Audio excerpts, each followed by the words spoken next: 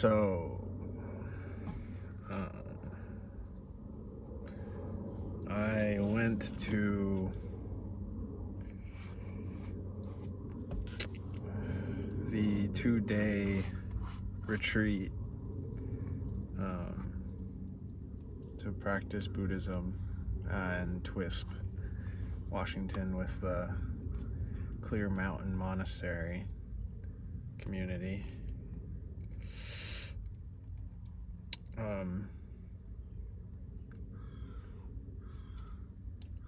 Some notes I took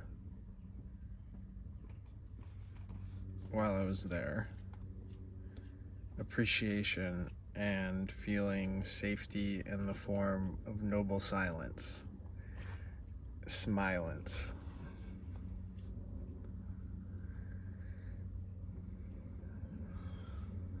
Yeah, I kind of feel generally like a lot of the speech I hear and sometimes engage with is just frivolous and sort of yappy, coarse. It doesn't always have any emotionally relevant content, especially in casual interactions. And a lot of times that kind of meaningful communication isn't appropriate. I've had to learn that for myself.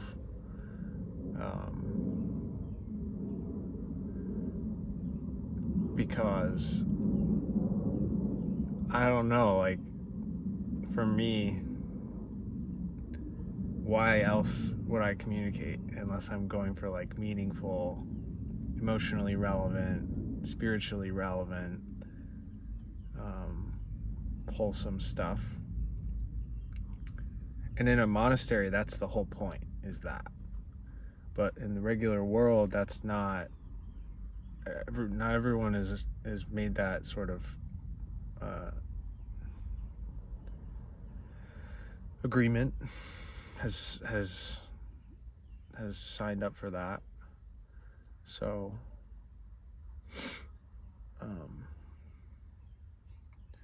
when there is noble silence, where we only speak when it's really necessary, or when we're doing sort of a spiritual interview where we have this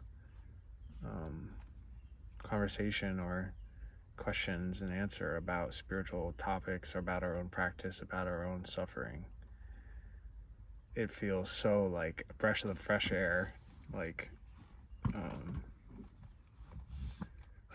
this, I wish this was how everyone in the world sort of used speech, sort of only when really truly necessary and with a lot of intention, and only in the context of spiritual, emotional, Buddhist Eightfold Path. I wish the whole world, of course, but obviously, it's just a wholesome wish, knowing full well that that's not how the things are. So that was my first point. On to my second: setting up my meditation station so my back is supported up against a wall. That was big.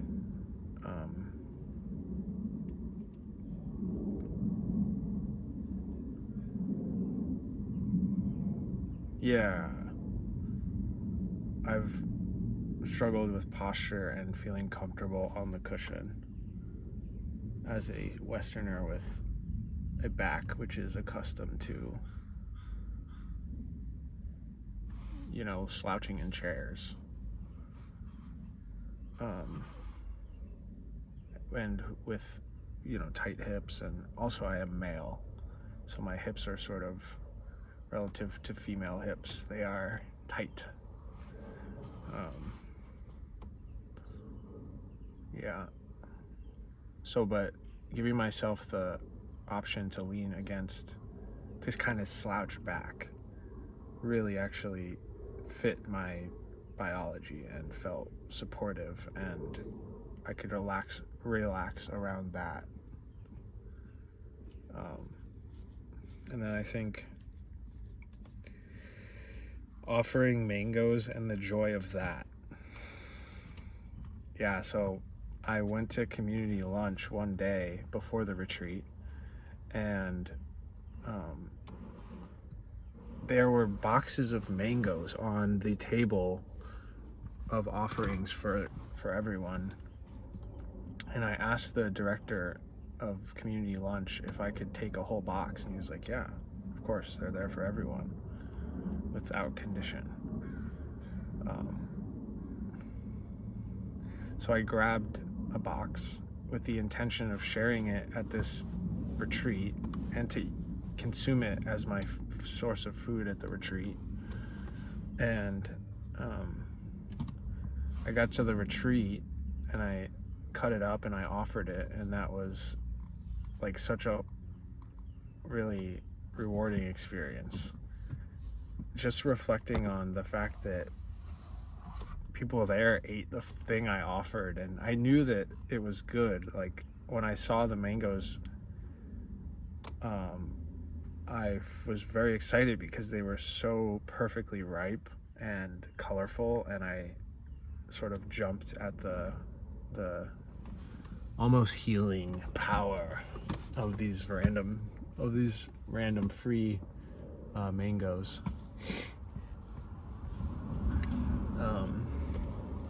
So that was great. And then reflecting on that offering over and over again through the course of the retreat at the suggestion of the retreat leader.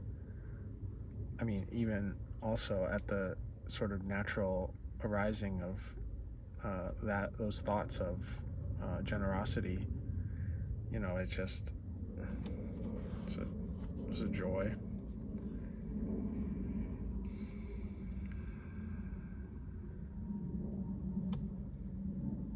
Walking meditation feeling natural and energizing, involving my hands, upright posture, stretching, and like breathing into my body beforehand. So involving my hands in breath, sort of connecting my hands to my breath while I'm walking, and then like connecting my breath to my body, and then using my hands as these like awareness pads, and I can like hover my hands over my legs, and I'm like, oh, I'm breathing into my legs through my hands.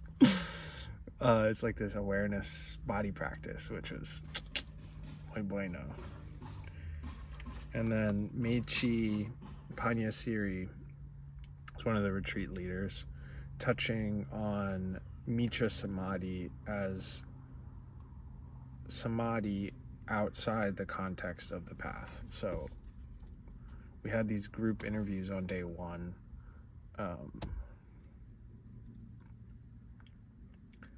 where we got a chance in a small group to converse with, ask questions to the Buddhist nun, Meichi Panyasiri, and she was talking about samadhi and saying that some practitioners sort of grab onto a meditation object and like hold on really tight and push away all of their thoughts and like, you know, have this samadhi that's wrong.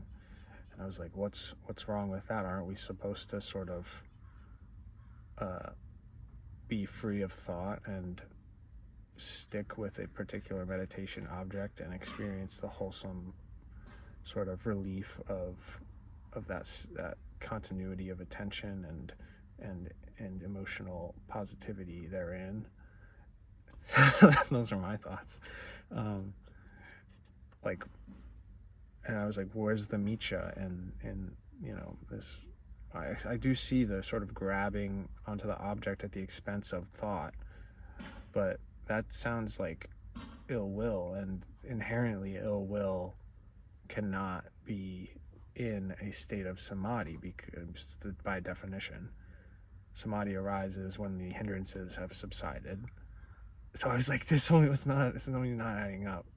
And so I was like, what is this Micha Samadhi? And she was like, took some back and forth, but eventually it became clear it's having this state of non-thought and continuity of object, but not holding right view and right intention and the wisdom component prior to sort of entering into that state. So like basically it's samadhi outside the context of the Eightfold Path.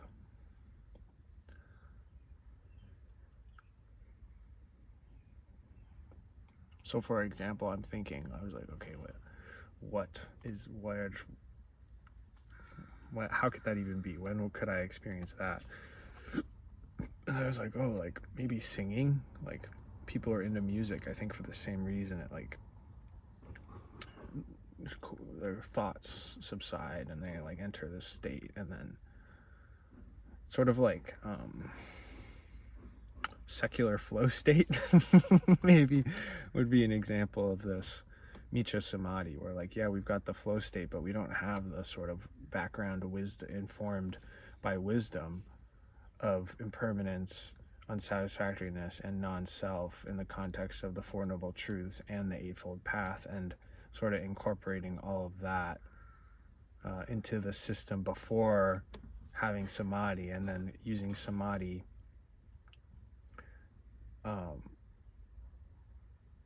towards nibbana, towards this moment of like insight, which is actually liberating and not just a sort of daily, joy, a relative daily joy of, being in flow or something like that.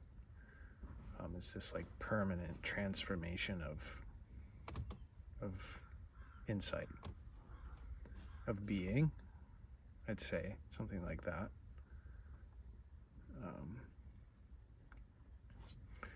Yeah, I mean, I love the sort of pointer of like, okay, you said these three qualities in the context of the Four Noble Truths and the Eightfold Path. Like, what does that mean? So like, my favorite way of putting it is like, okay, if I know that I want happiness in my heart, like that's my deepest desire in this universe, and I know that also everything in my experience is impermanent, right, up there, then why would I desire anything as, this search for happiness? Because anything I desire to be this source of happiness will be unsatisfactory in light of impermanence. Anything that I sort of cling on to as self, as mine, as like, oh, this is my, gem, this is my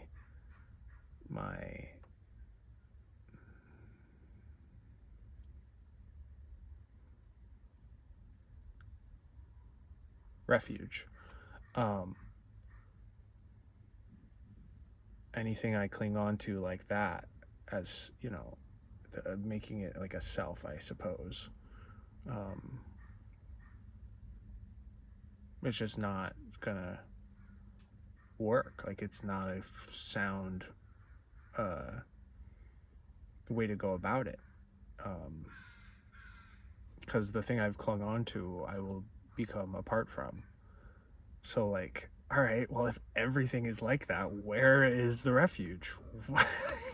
And then it's like, okay, that thought pattern, that like line of questioning investigation is how to get to the answer.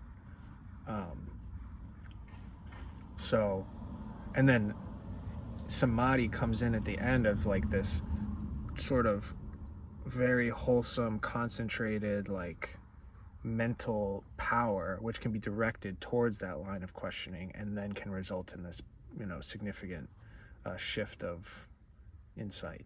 So I mean, I was sort of like trying to sort of map that onto Meichi's comments about samadhi, and it wasn't lining up until we went some back and forth, and I sort of came to those conclusions I've shared. So that was a rewarding moment of understanding between myself and this, like, experienced meditation master.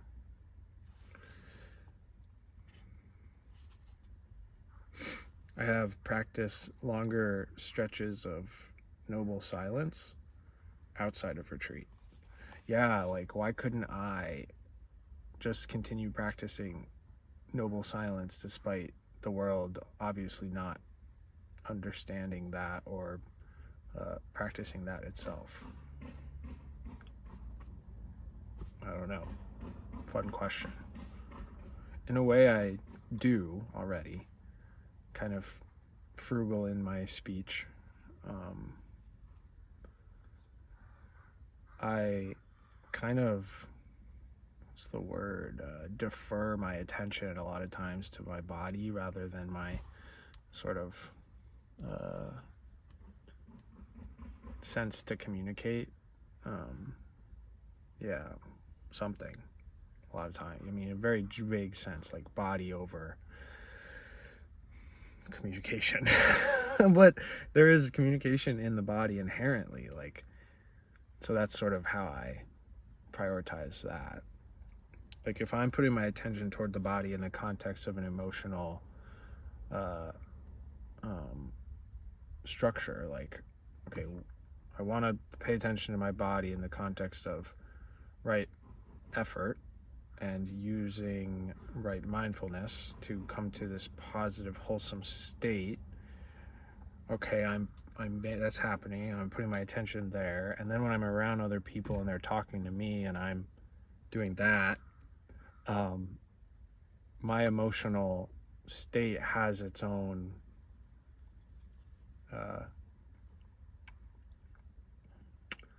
sign, right? Like, it's a signpost. When someone sees it, when someone feels what it's like to be around it, they hear that message, not through the words, but through their direct experience of it. So, and if they're sensitive to that kind of thing, then it will have a deep resonance, is the idea. If they're not sensitive to it, I don't know. I mean, they're just not paying attention to that. So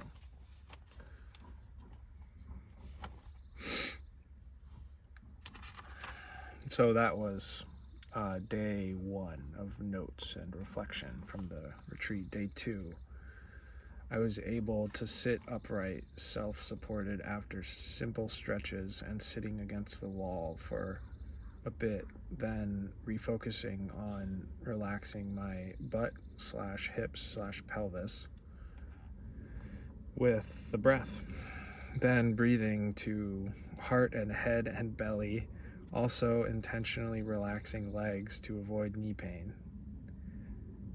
That, I feel, sort of gets the point across. Walking meditation was great. I ate too much though, which made me quite tired. Need to experiment there. Yeah, like day 1, I ate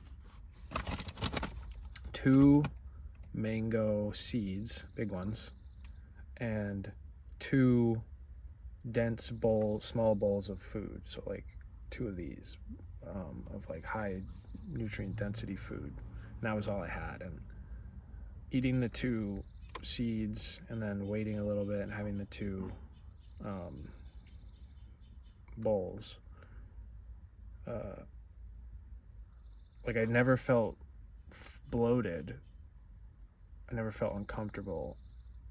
I did feel satiated, and I did feel later on, after having eaten, like, hungry, desire for food, but not in a way that I don't feel when I do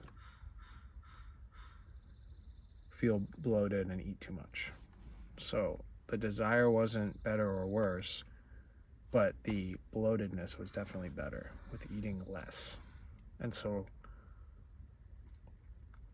now I'm like, okay, I'm not at the retreat. I probably am burning more calories. How do I eat the right amount of food in terms of like, number of meals through the day, size of meal through the day, quality of food through the day, type of food through the day. Like, what do I even have control over in, which variables there do I have control over?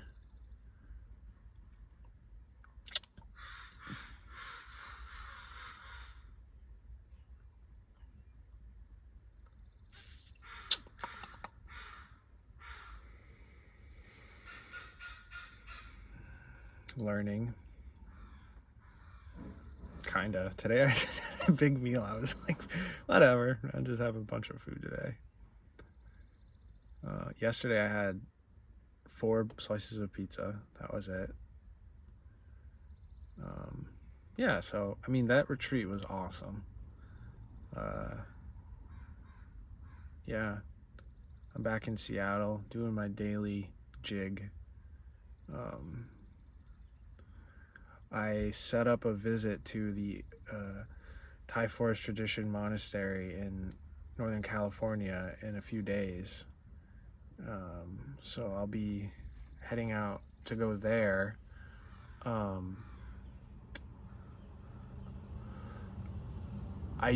of my videos have been like this, just like interview style in this freaking car, like mostly. Maybe I'll do some like storytelling of my life, like actually recording the events. Maybe that'll be fun. I don't really care about attracting viewership or something like that, so that wouldn't be why to do that. Kind of maybe fun to tell a story. But I'm gonna be at this monastery hopefully for 4 nights.